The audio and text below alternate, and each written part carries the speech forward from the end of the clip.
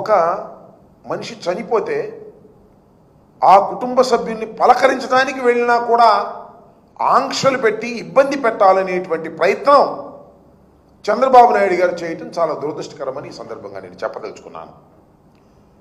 అసలు జగన్మోహన్ రెడ్డి గారు ఇంట్లోంచి బయటకు వస్తే ఊరుకోమనేటువంటి పద్ధతుల్లో వ్యవహరిస్తున్నారు చంద్రబాబు నాయుడు గారు, లోకేష్ గారు పోలీసు యంత్రాంగాన్ని ఉపయోగించి.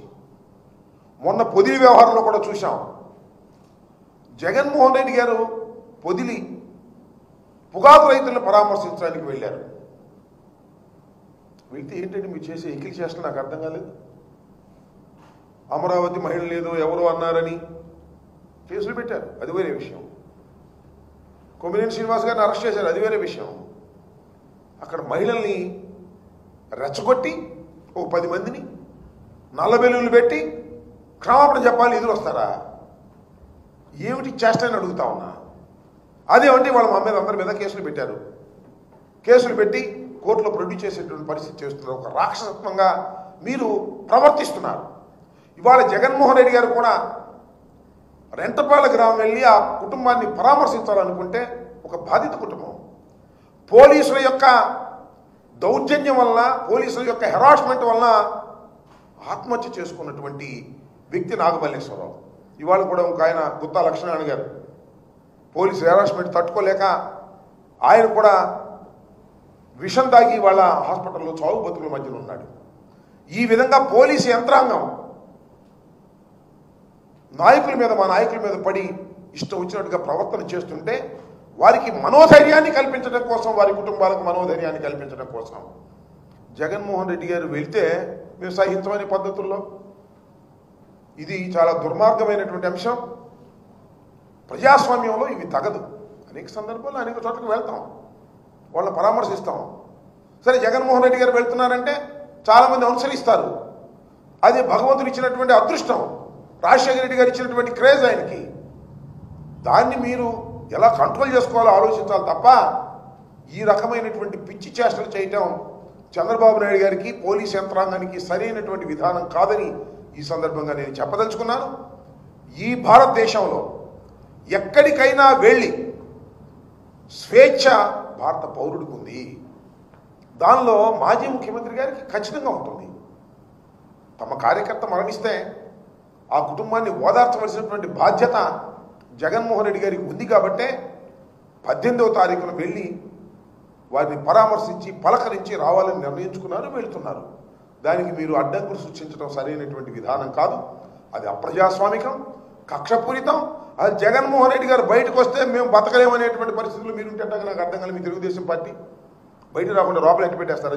మన ఇళ్లలోనే మా కార్యకర్తలు ఏమైనా జైల్లో పడేస్తున్నారు.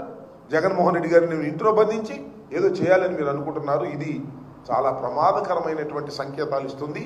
ఇప్పటికైనా చంద్రబాబు నాయుడు గారు, లోకేష్ గారు, తెలుగుదేశం పార్టీ ఇలాంటి అప్రజాస్వామికమైన విధానాలను పక్కన పెట్టి ప్రజాస్వామ్యయుతంగా ప్రవర్తించాలని మీ ద్వారా వారికి హెచ్చరిస్తున్నారు. ఎవరు ఎస్ చెప్పండి. మేము ఇంతవరకు వెళ్ళాం, ఇన్ని పర్యటనలకు వెళ్ళాం. ఎక్కడ లాండ్ ఆర్డర్ సమస్య వచ్చిందండి? ఎక్కడ లాండ్ ఆర్డర్ సమస్య వచ్చింది? మీరు ఎదురు వచ్చిన చోట వచ్చింది. మీరు ఎదురు రావచ్చా? పొగాకు రైతులను పరామర్శించడానికి వెళ్తే బెలూన్లు పెట్టుకుని ఎదురు వస్తారండి? ఎవరిదండి తప్పు? మాదా? చెప్పమని అడుగుతా ఉన్నా. మేము ఇన్ని చోట్లకు వెళ్ళాం పరామర్శలకి, ఇప్పుడైనా వచ్చిందా? You are creating. మీరు బ్యాడ్ ఇంటెన్షన్తో జగన్మోహన్ రెడ్డి గారి పర్యటనని భగ్నం చేయాలని, జగన్మోహన్ రెడ్డి గారి పర్యటనలో హింస సృష్టించాలని చంద్రబాబు నాయుడు, లోకేష్ కావాలని ప్రయత్నం చేస్తున్నారు. పొదిల్లో ఏం జరిగిందని అడుగుతా ఉన్నా. ఏమంటే పొదిల్లో పొగాకు రైతులను పరామర్శించడానికి వెళ్తే మీరు లేడీస్ని ఉసుకొని పంపుతారండి? జగన్మోహన్ రెడ్డి గారిని క్షమాపణ చెప్పమని కొమ్మినేని గారిని అరెస్ట్ చేసి ఏమిటి అన్యాయం? నాకు అర్థం కాల. మొన్న మిర్చి రైతులను పరామర్శించడానికి వెళ్తే సెక్యూరిటీ లేకుండా తీసేస్తారా? అంటే ఏంటి, ఏం చేస్తున్నారు మీరు? మేము వెళుతున్నది ప్రజల సమస్యల కోసం వెళుతున్నాం. ఆ సమస్యల కోసం వెళుతుంటే మీరేదో భావోద్వేగాలను రెచ్చగొట్టి మా మీదకు ఉసిగొల్పి పోలీస్ యంత్రాంగం మీ దగ్గర ఉందని నేను అడుగుతా ఉన్నా. కొమ్మినేని శ్రీనివాస్ గారుని అరెస్ట్ చేశారు. ఆయన కృష్ణరాజు గారిని అరెస్ట్ చేశారు. చట్ట ప్రకారం మీరు అరెస్ట్ చేశామని అనుకుంటున్నారు. కోడిగుడ్లు ఏంటి, టమాటాలు ఏంటి, మహిళలు ఏంటి, కోర్టుల దగ్గరికి వెళ్ళి, న్యాయస్థానాల దగ్గరికి వెళ్ళి, న్యాయస్థానంలో ప్రొడ్యూస్ చేసి బయటకు వస్తుంటే కోడిగుడ్లు ఇస్తారనుకుంటున్నారా? టమాటాలు ఇస్తారనుకుంటున్నారా? ఇది అనాగరిక చర్య కాదా? ఇది లా అండ్ ఆర్డర్ బ్రేక్ చేయటం కాదా? మాదే తప్పు మీదా? గుర్తుపెట్టుకోమని మనం చేస్తున్నా. మిస్టర్ లోకేష్, మిస్టర్ నారా చంద్రబాబు నాయుడు గారు, మీరు అధికారం ఉందని అతిగా ప్రవర్తిస్తున్నారు. గుర్తుపెట్టుకోండి. మానవుడికి స్వేచ్ఛ ఉంది.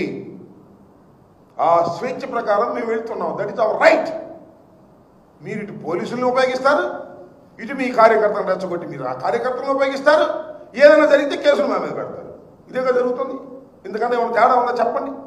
రాష్ట్ర ప్రజానీకాన్ని అడుగుతా ఉన్నాను నేను. ఇంతకన్నా ఏమైనా తేడా ఉందా? ఓ పక్కన కేసులు పెడతారు, మరో పక్కన జనాన్ని రెచ్చగొడతారు, కోడిగుడ్లు లేపిస్తారు, టమాటాలు లేపిస్తారు. ఏదనంటే కేసులు మా మీద పెడతారు. ఎన్నాళ్ళు సాగుద్దే ఇది? చూద్దాం. అది కూడా ఎన్నాళ్ళు సాగుతుందో ఈ ప్రజాస్వామ్య దేశంలో. గుర్తుపెట్టుకోమని మనం చేస్తున్నా. లా అండ్ ఆర్డర్ని బ్రేక్ చేయాలనేటువంటి ఉద్దేశం కానీ, హింసను ప్రేరేపించాలనే ఉద్దేశం కానీ మాకెందుకు కూడదండి. మేము ఓడిపోయాం. ప్రజాస్వామ్యయుతంగా ప్రజా పోరాటాల ద్వారా ముందుకు వెళ్ళాలని అనుకునేటువంటి వ్యక్తులు ఈ రాష్ట్రంలో అనేకమైనటువంటి వాగ్దాన భంగాలు జరుగుతూ ఉన్నాయి. వాటిని అన్నింటినీ ప్రజల్లోకి తీసుకువెళ్తున్నాం. అంతే, సింపుల్. దానికి కడుపు మండి మీరేం చేయలేక జగన్మోహన్ రెడ్డి గారు బయటకు వస్తే జనం వస్తున్నారు, జనం వస్తే మన కాన్ఫిడెన్స్ తప్పిపోద్ది, జగన్మోహన్ రెడ్డి గారు పెరిగిపోతున్నాడని భయాందోళన తప్ప ఏమైనా ఉందా? ఇది ఎన్నాళ్ళు అనుస్తారండి మీరు? నాకు అర్థం కాలేదు. జగన్మోహన్ రెడ్డి గారికి విపరీతమైన ప్రజాదరణ రోజు రోజుకి పెరుగుతుంది. అది చూసి మీరు భయపడుతున్నారు. అది చూసి దాన్ని నొక్కేయాలనుకుంటున్నారు. ఏమన్నా నొక్కుతారా? నాకు అర్థం కాల.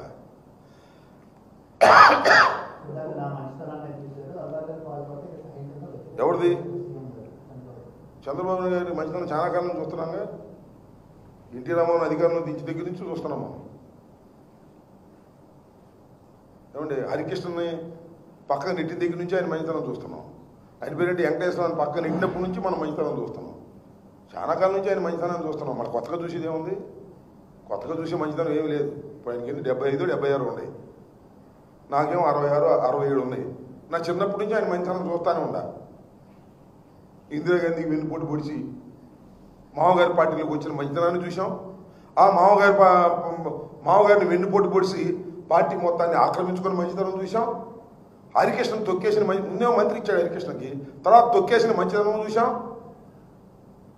వెంకటేశ్వరరావు గారిని తొక్కేసిన మంచితనం చూసాం. ఎన్ని మంచితనాలు చూసామే. నీ మంచితనానికి మేము భయపడతామా? భయపడితే రాజకీయం చేయగలుగుతామా? చెప్పావులే మంచితనం గురించి. నువ్వు చెప్పాలి, మేము వినాలి. చంద్రబాబు గారు